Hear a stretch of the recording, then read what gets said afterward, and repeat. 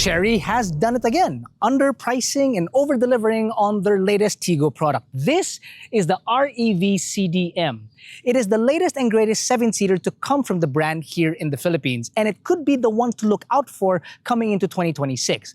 Now, right off the bat, I can tell you that this is most definitely the best Chery that we've driven throughout their entire lineup thus far.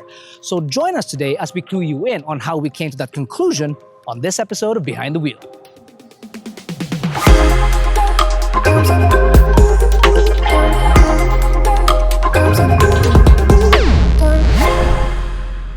Impressive all around, including its price, which if you whip out the AutoDeal app, available on iOS and Android, and it's absolutely free, it can tell you that the Tiggo rEV CDM starts at just 1,588,000 Philippine pesos.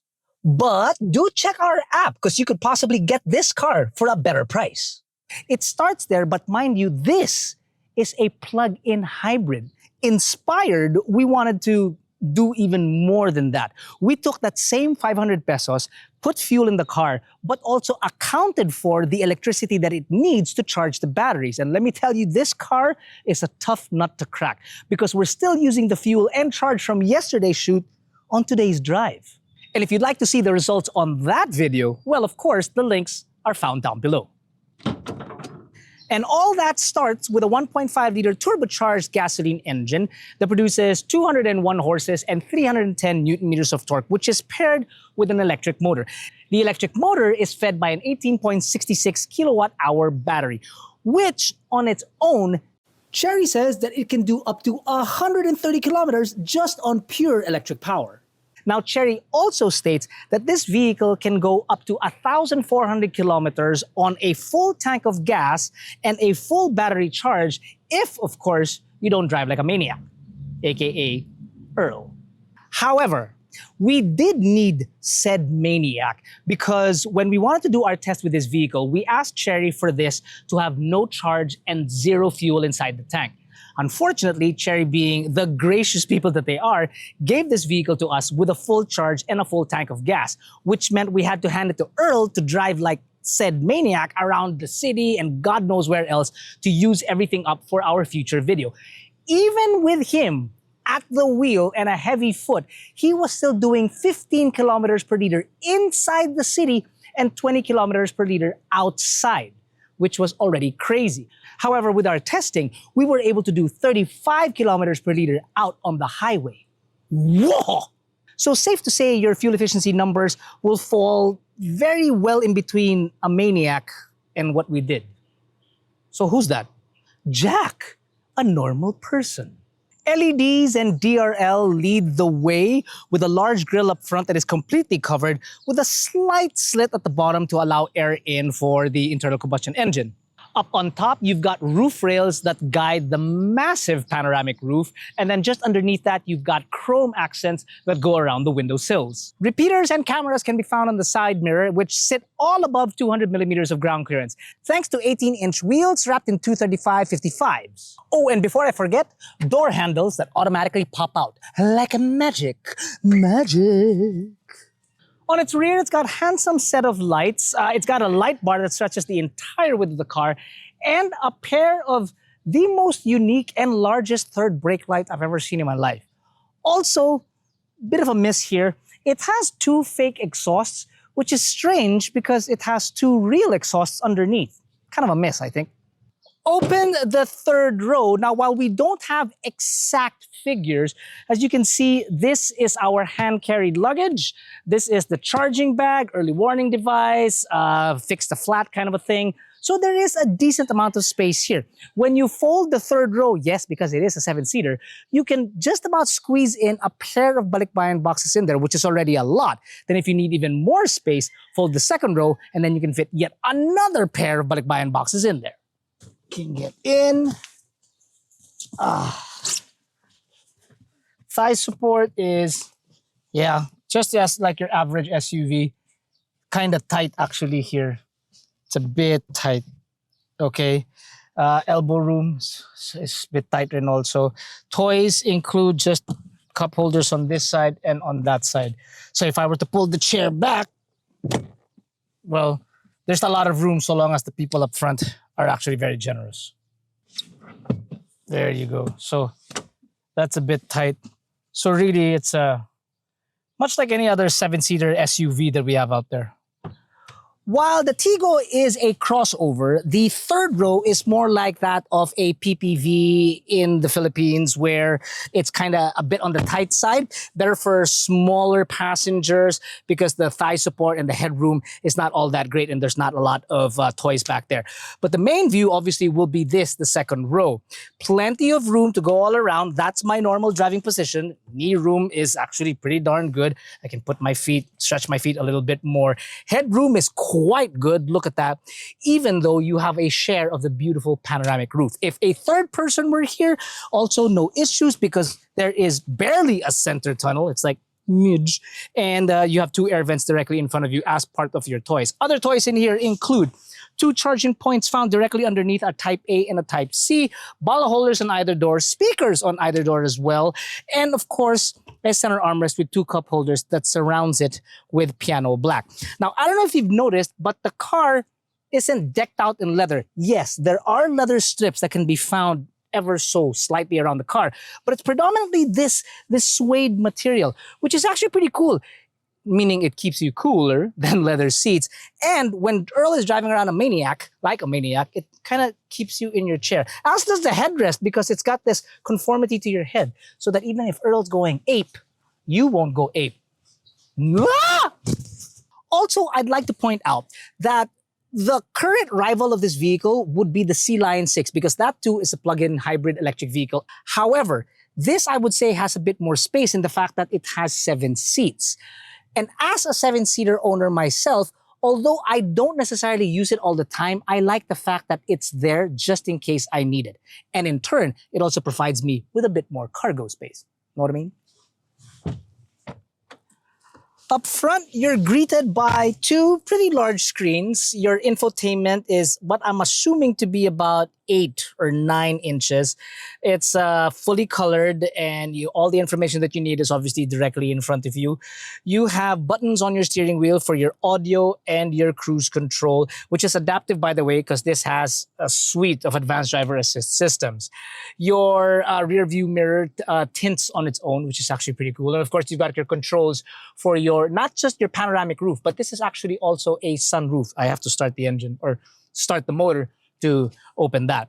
Now in the center, you have more than 15 inches of a screen. It's really large, it's bright. It's funny too, because there's a fire in there. And it's like, Earl and I like to keep our hands warm for some silly reason. All the controls that you will want for the vehicle are inside this screen. So in that aspect, it's much like a Tesla, where everything's in there, except it's better in that sense, because you can control the air vents manually, and your wiper controls are found directly here on the stalk. Other things that you have in here, you've got a 50-watt wireless charger with a vent to boot so that it doesn't heat up your phone. You've got 2 cup holders. You've got your drive functions here. You have a cool box in here, which Jack kept his Red Bull pretty cold in there. And then I also wanted to show you that the key is actually pretty nice. It's snazzy. There's also more space that can be found underneath, next to your charging points, and of course a glove box found right there. Now, Earl wanted me to add this because it was very important with him, and I understood why. Because on the driver and passenger, you actually have mirrors, but more than that, they change color from day to night. So basically, Earl is looking at himself in the daytime. He is an executive. At night, he's an exotic dancer. Now, before we move on to driving this vehicle, I'd like to ask you all to please subscribe to our channel, because we need to get Earl a new G-string. He lost the other one last night. Don't forget my pole dancing lessons. Oh yeah, that too. That's really expensive. And just to clarify, Earl is not an executive. What is he? He's just a dancer. Yeah.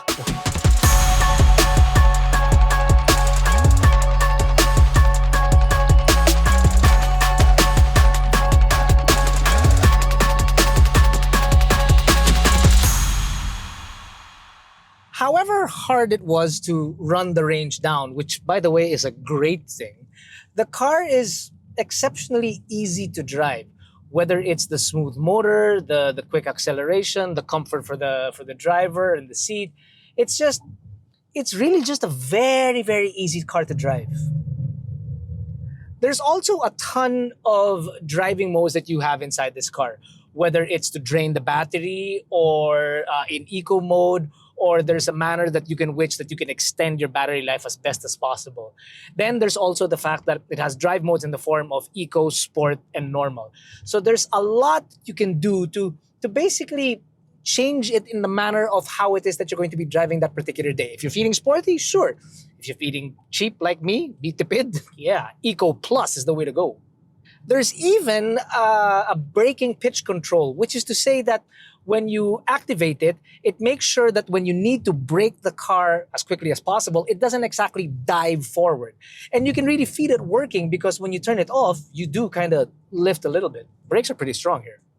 Now, as for road manners, it's a bit on the firm side, which is good and bad. It's good because you know that the car really won't bottom out, and you can feel it a bit tight when you're taking twists and turns. It's bad because it can get a little bouncy for some. Now, you don't feel it as much when you're in the front seats, but the passengers may have something to complain about if you're feeling a little bit racy. I'd also like to say that when you do get racy on these twists and turns, this is not a sports car. It's obviously a 7-seater crossover, right? So don't drive it like a madman. Just drive it normally. As for road manners, it's a bit on the firm side. As a driver, you don't really feel it much. But as a passenger, it might surprise them a little bit because it's not something that you would expect from a 7-seater crossover. You're expecting something a little bit more comfortable, right? This leans a bit more towards the stiffer side. But it does make up for it in spades because of just exactly how quiet this is. It is a plug-in hybrid, so you've got an electric motor there. But even the gasoline engine itself, it doesn't seem like it roars at all. Or if it does, you're very, very well insulated from it, which I can believe because even the road noise doesn't seem to creep in that much.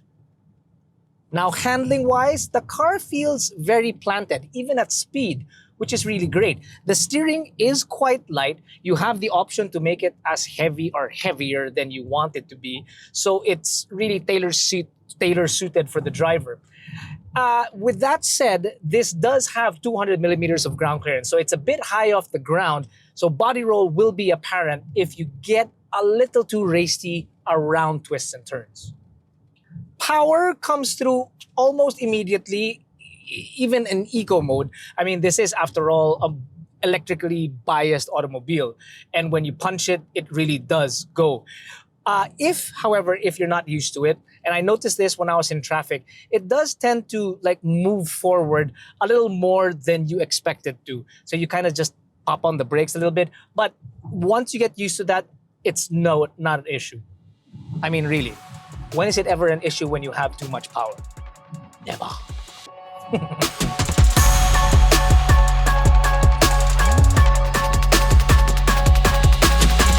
Chery has really stepped it up. This particular model is one of the best that has come from the Chinese brand. And we're not cherry picking here, okay? Because you've got the smoothness of the engine and the motor, the feel of the interior, the quietness of the cabin. And then you've got all of that paired with the latest features and tech. It really culminates well inside the Tiggo rEV.